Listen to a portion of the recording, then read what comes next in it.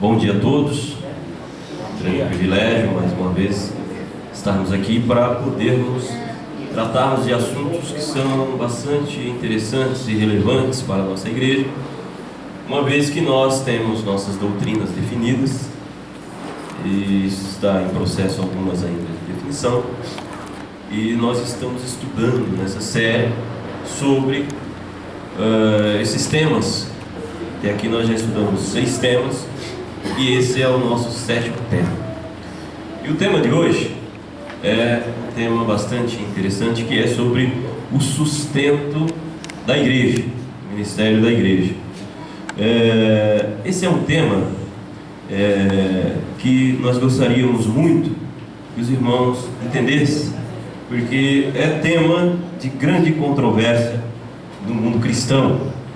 Nós temos aqui alguns assuntos e que muitas vezes traz polêmicas, e um deles é esse, sobre a questão do dinheiro, do sustento da igreja. E uma coisa, irmãos, que nós gostaríamos de perguntar: será se Deus necessita do nosso dinheiro? O que é que vocês acham? Será se o Criador do universo, o eterno Deus poderoso, Ele precisa do meu dinheiro? Então, vai em Ageu, né? Nós temos aqui Ageu 2:8, que talvez os irmãos não estejam vendo direito pelo contraste, mas o verso é muito claro. Minha é a prata e meu é o ouro, disse o Senhor dos Exércitos. Então, irmãos, será se realmente Deus precisa do meu dinheiro? Eu gostaria, irmãos, de dar um pequeno exemplo aqui para os irmãos. Aqui nós temos uma estrela que esfriou, né? A estrela, ela é formada, o Sol é uma estrela, né? A nossa estrela mais próxima aqui é o Sol. Ele é gigantesco, tem aí centenas de vezes maior o tamanho do que o da Terra. Agora, é interessante que essa estrela, eu peguei aqui para que vocês possamos explicar o que acontece com uma estrela. A pressão que é aplicada à estrela é formada de carbono e de oxigênio e outras substâncias mais. Mas em si, quando ela esfria, ela fica assim. E o núcleo da estrela é tão comprimido de uma forma, a pressão é tão grande que o carbono se junta de uma forma que o núcleo dela, ele é de diamante. Olha para você ver.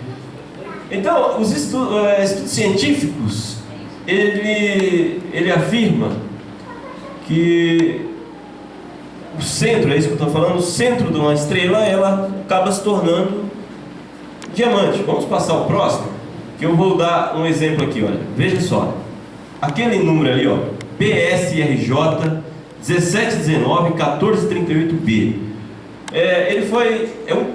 uma estrela que esfriou. Só que, como muitas estrelas, essa tem uma peculiaridade. Próximo a ela, os cientistas da Universidade de Manchester, eles descobriram isso, que ela tem o tamanho de Júpiter, e está a 4 mil anos-luz da Terra.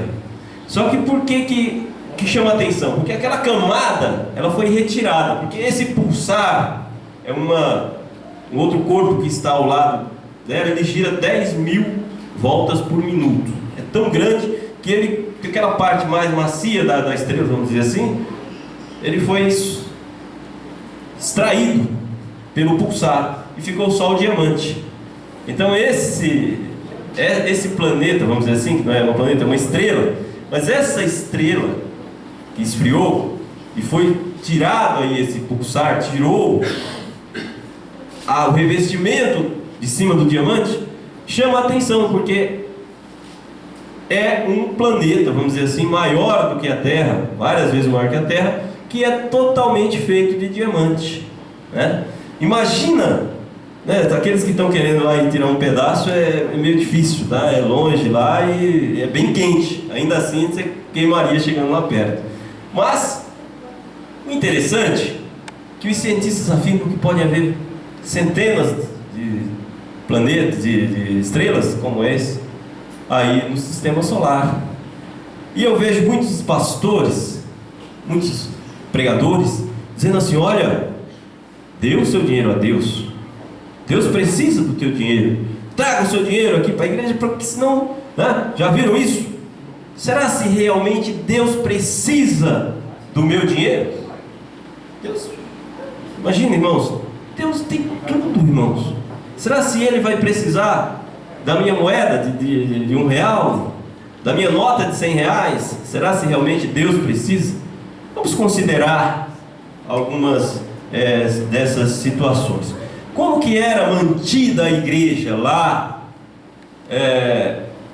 a igreja primitiva? Deus não precisa do teu dinheiro, isso é uma coisa que isso fica bem claro. Mas a igreja, o sistema da igreja, ele realmente precisa ser mantido, né? E Deus não vai chegar aqui e mandar para essa igreja ou para qualquer outra igreja. Normalmente Ele não trabalha assim. Ele não mandou lá na igreja primitiva, nem foi assim com Israel, e pegar lá uma pedra de diamante, colocar lá na sede da igreja e falar: olha, vocês se mantenham aí, estou mandando dinheiro.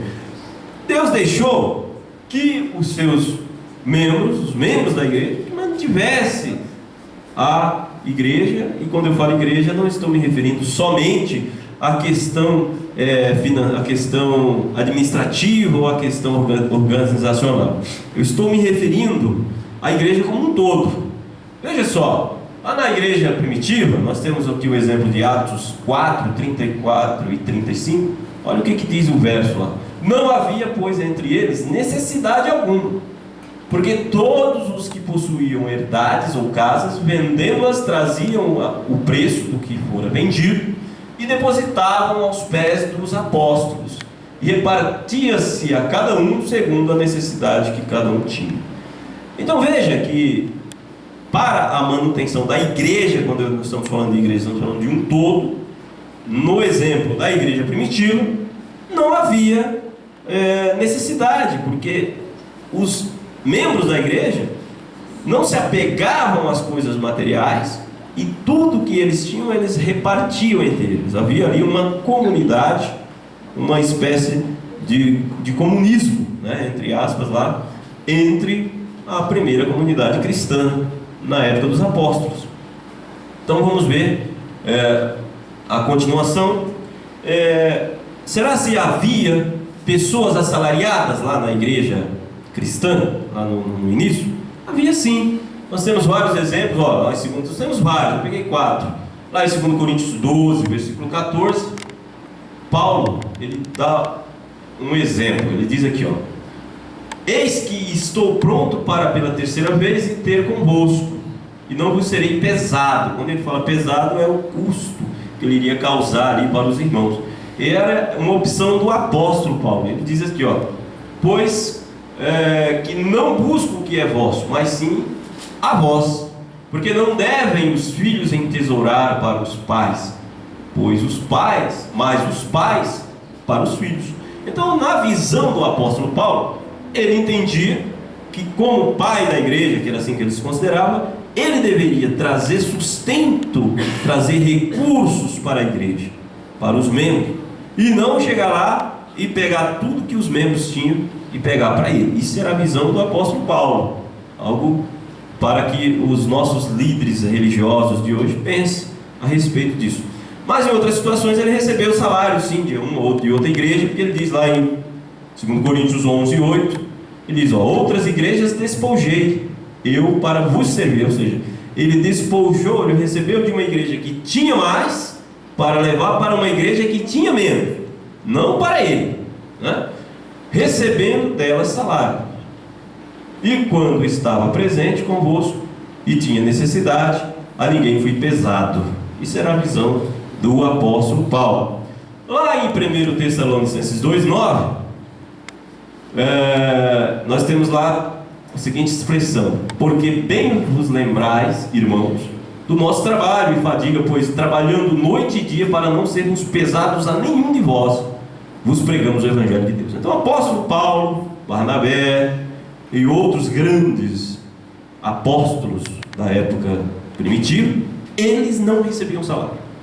Era uma opção deles. Eles não queriam salário e dedicavam o seu tempo o seu trabalho integral à igreja, e de alguma forma eles procuravam fazer algum serviço paralelo para poder se manter. Isso era a opção deles.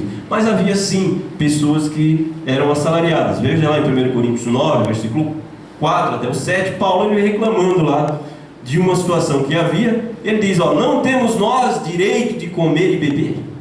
Não temos nós direito de levar conosco uma esposa crente, como também os demais apóstolos o fazem, né? Ele dá o exemplo lá de os irmãos do Senhor e Cefas, né, que fazem. Ou só eu pus em vermelho, ou só eu e Barnabé não temos direito de deixar de trabalhar? Quem jamais milita a sua própria custa? Quem planta a vinha e não come do seu fruto? Ou quem apacenta o gado e não se alimenta do leite do gado? Então o apóstolo Paulo diz que sim, o líder, ou aquele que trabalha para o Evangelho, que se mantenha do Evangelho. Mas uma coisa é se manter do Evangelho, outra coisa é enriquecer às custas do Evangelho, né? Então veja só, irmãos, o apóstolo, eles cobravam o dízimo dos fiéis? Será se as contribuições, eu já vi pastores falando que sim, olha, era cobrado sim o dízimo. Será se é? Então vamos lá. Lá em Hebreus 7, versículo 5, nós temos um verso que diz, deixa bem claro essa questão. E os que dentre os filhos de Levi recebem o sacerdócio têm ordem, segundo a lei, de tomar o dízimo do povo, isto é, seus irmãos, ainda que esses tenham saído dos lombos de Abraão.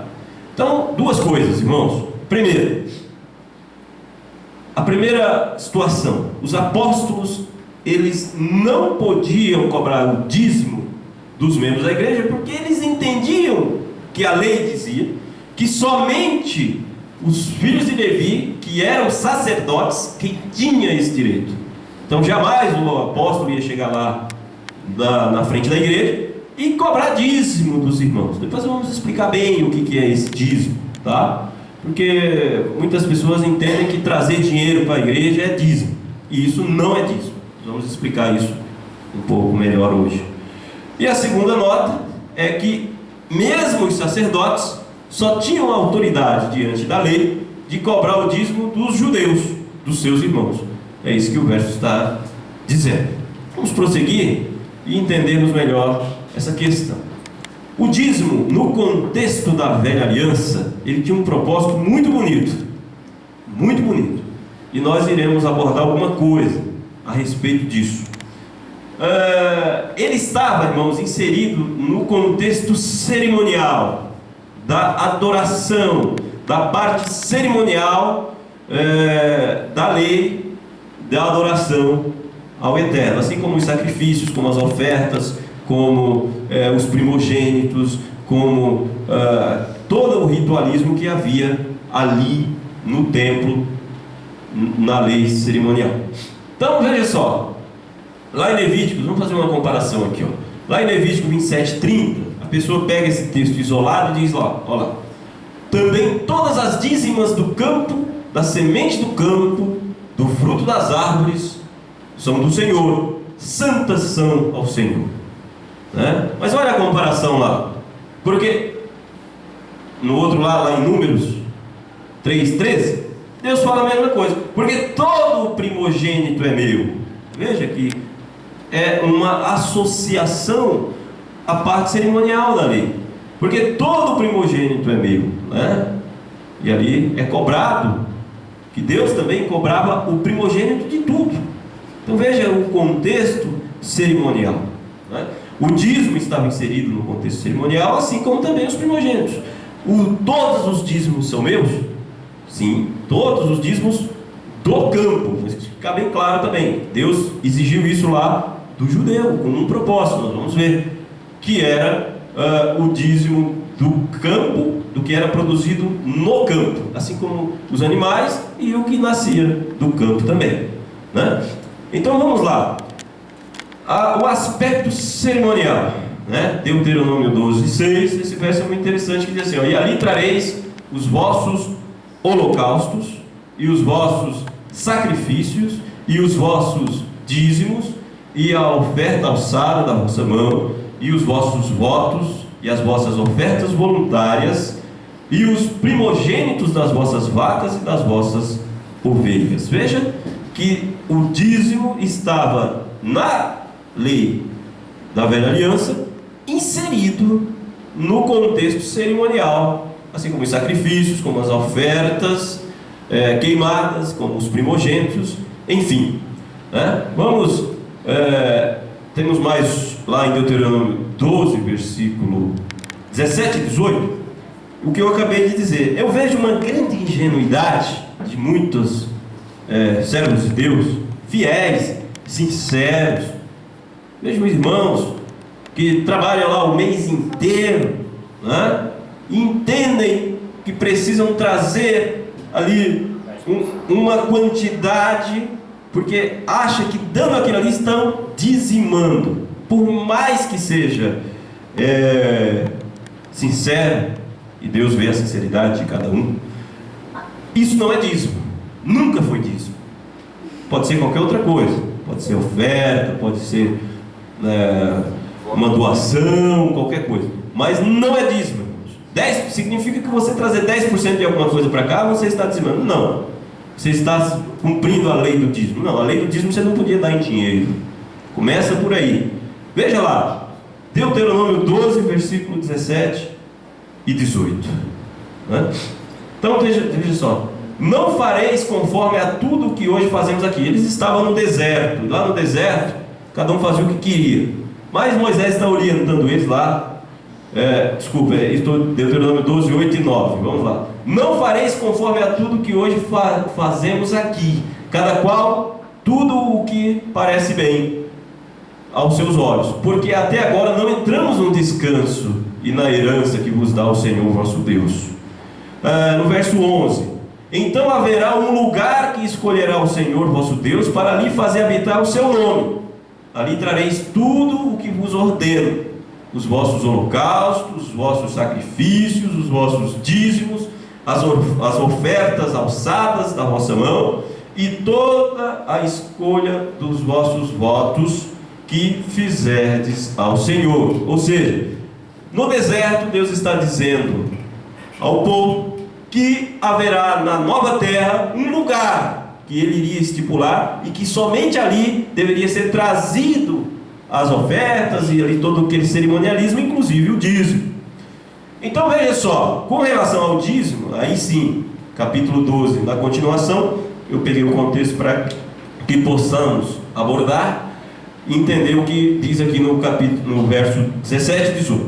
Dentro das duas portas não podereis comer o dízimo. Veja que o dízimo era comido, tá? Mas olha só: dentro das suas portas não poderás comer o dízimo do teu grão, nem do teu mosto, nem do teu azeite, nem os primogênitos das tuas vacas, nem das tuas ovelhas, nem nenhum dos teus votos que houveres prometido em tuas ofertas, ou melhor, nem tuas ofertas voluntárias, nem a oferta alçada da tua mão, mas os comerás perante o Senhor teu Deus, no lugar que escolher o Senhor teu Deus. Então, vocês vejam que o dízimo, assim como também as ofertas, elas eram comidas pelo adorador. No capítulo 14 ainda, na continuação, quem quiser, leia o capítulo 12 e o capítulo 13 e o 14 de Deuteronômio, vai entender muito bem isso. Nós não podemos ler aqui por causa do tempo, mas Deuteronômio lá no capítulo 14, versículo 26, 22 até o 26, nós vemos aqui que o dízimo não era aceito com dinheiro. Você não podia dar o dízimo em dinheiro. Olha lá: certamente darás os dízimos de todo o fruto da tua semente. Veja que era só, como eu acabei de dizer, com relação ao que era produzido no campo. Então, da tua semente, que cada ano se recolherá no campo, e perante o Senhor teu Deus, no lugar que escolher para lhe fazer habitar o seu nome, comerás o dízimo do teu grão, e do teu mosto, e do teu azeite, e os primogênitos das tuas vacas e das tuas ovelhas, para que aprendas a temer o Senhor teu Deus todos os dias. Olha só, mas ele fez uma observação. Olha o que ele diz aqui, ó: e quando te for tão comprido que os não possa levar, por estar longe de ti o lugar que escolheu o Senhor teu Deus, para ali pôr o seu nome, quando o Senhor teu Deus te tiver abençoado, então olha o que você tinha que fazer: vende-os e ata o dinheiro na tua mão, e vai ao lugar que escolheu o Senhor teu Deus, e aquele dinheiro era para fazer o quê? Para dar lá? Era para doar? Era isso? Não. E aquele dinheiro darás por tudo o que desejar a tua alma, por vacas e por ovelhas e por vinho e por bebida forte e por tudo o que te pedir a tua alma.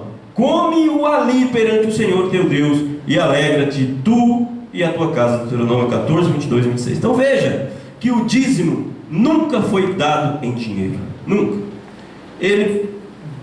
A prática do dízimo estava assim, quando o pastor fala assim: olha, o dízimo está envolvido com adoração, por isso que você tem que trazer o dízimo. Ele não está mentindo completamente. Ele está falando a verdade. O dízimo estava envolvido com adoração, sim, mas dessa forma: você chegava, era uma cerimônia que havia, você como adorador trazia aquilo que era colhido, você não ia comer o dinheiro. Tanto é que era para pegar o dinheiro e comprar outras coisas. Eu poderia ficar aqui várias horas, aqui minutos, falando a respeito disso. Não tenho tempo, infelizmente. Mas eu já vi até pregadores dizer assim: não, mas era dado por alimento, porque naquele tempo não havia dinheiro. Eu já vi. Mas olha aqui, irmãos, e eu posso citar vários versos na Bíblia que falam de dinheiro naquele tempo. Por exemplo, antes disso ainda já havia dinheiro. A Bíblia diz lá em Gênesis que Abraão comprou o campo de Macpela para enterrar Sarai, sua esposa Sara. Pagou lá 400 ciclos de prata, que era uma grana preta naquela época. Então havia sim dinheiro. Havia outros trabalhos, nós não vamos citar aqui, mas havia outros trabalhos fora a agricultura. E esses não estavam obrigados a dar dízimo da renda daqui. Por exemplo, o comerciante não dava dízimo, o pescador não dava dízimo, o soldado também não dava dízimo. Mas apenas do que era produzido no campo. Nós vamos ver já por quê, né? Vamos adiantar aqui. O motivo está aí. A aliança com Levi. Vocês precisam entender bem essa questão, e aí nós entendemos por que do dízimo. A aliança com Levi. Então veja só, Malaquias 2, 4 e 5, nós vamos já falar sobre Malaquias, tá? Mas Malaquias 2, 4 e 5, temos lá, ó: então vocês saberão que fui eu que lhes dei esta advertência, para que a minha aliança com Levi fosse mantida, diz o Senhor dos Exércitos. A minha aliança com ele foi uma aliança de vida, de paz, que de fato lhe dei para que me temesse. Ele me temeu e tremeu diante do meu nome. Nós estamos lendo na Nova Versão Internacional. Então nós temos aqui a aliança com Levi. Qual foi a origem da aliança com Levi? Essa aliança com Levi, irmãos, o motivo que nós encontramos foi lá no Sinai, quando o povo de Israel se corrompeu. Então Moisés, furioso, havia sido feito ali um bezerro de ouro por Arão, vocês sabem da história. E quando Moisés desceu, que viu aquilo, então veja lá, Êxodo 32, 25 a 26, Moisés, então vendo Moisés que o povo estava despido, porque Arão o havia deixado despir-se para a vergonha entre os seus inimigos, pôs-se de pé Moisés na parte do arraial e disse: quem é do Senhor, venha para mim.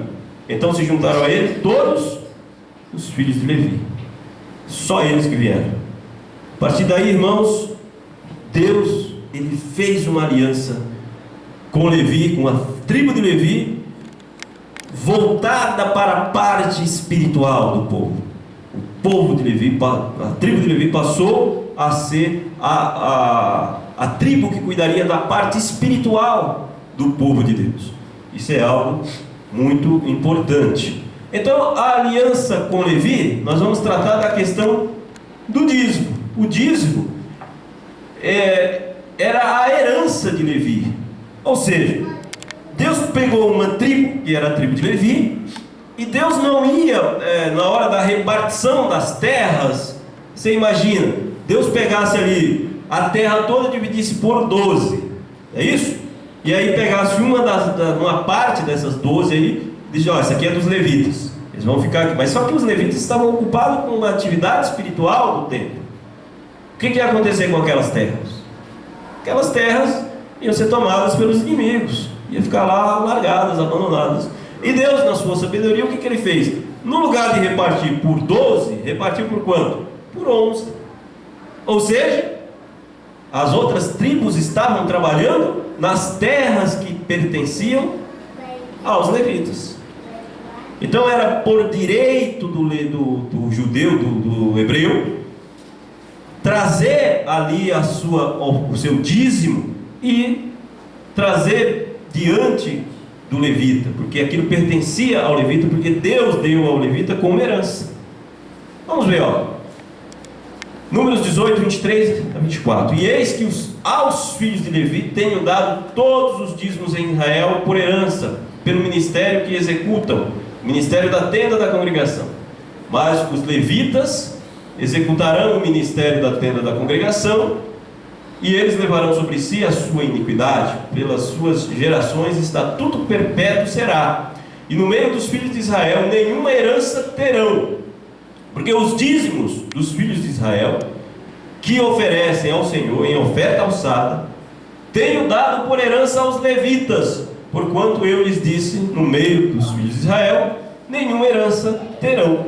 E é interessante que quando Josué foi repartir a herança com os israelitas, veja lá Josué 13, versículo 14, ele dá uma observação. Olha o que Josué fala lá, tão somente a tribo de Levi não deu herança. Os sacrifícios queimados do Senhor Deus de Israel são a sua herança, como já lhe tinha falado. Veja que o próprio Josué coloca os dízimos como sacrifícios. Olha lá, Josué 13, versículo 14, pode pegar a sua Bíblia aí e olhar. Ele já sabendo de tudo, ele até cita, como já tinha sido falado anteriormente lá na lei. Então Josué diz lá, olha, os sacrifícios, que não era só os dízimos, que era tudo, sacrifício, ofertas alçadas, sacrifícios queimados, os dízimos, era tudo dado pelo Senhor ao levita, né? Então vamos lá. Essa é uma questão que eu gostaria de abordar, que assusta muitas pessoas, muitos evangélicos. É a maldição malaquiana. Já ouviram falar nisso? A maldição malaquiana. Então, começa lá Malaquias 3, 8 e 11. Esse texto é pegado isolado, fora do seu contexto. Nós vamos tentar pôr ele no contexto aqui, no pouco tempo que temos. Mas é basicamente isso. Roubará o homem a Deus? Todavia vós me roubais e dizeis, em que te roubamos? Nos dízimos e nas ofertas. Com maldição sois amaldiçoados, porque a mim me roubais, sim, toda esta nação. Trazei todos os dízimos à casa do tesouro, para que haja mantimento na minha casa, e depois fazei prova de mim, diz o Senhor dos Exércitos, se eu não vos abrir as janelas do céu, e não derramar sobre vós uma bênção tal, que não haja lugar suficiente para a recolherdes.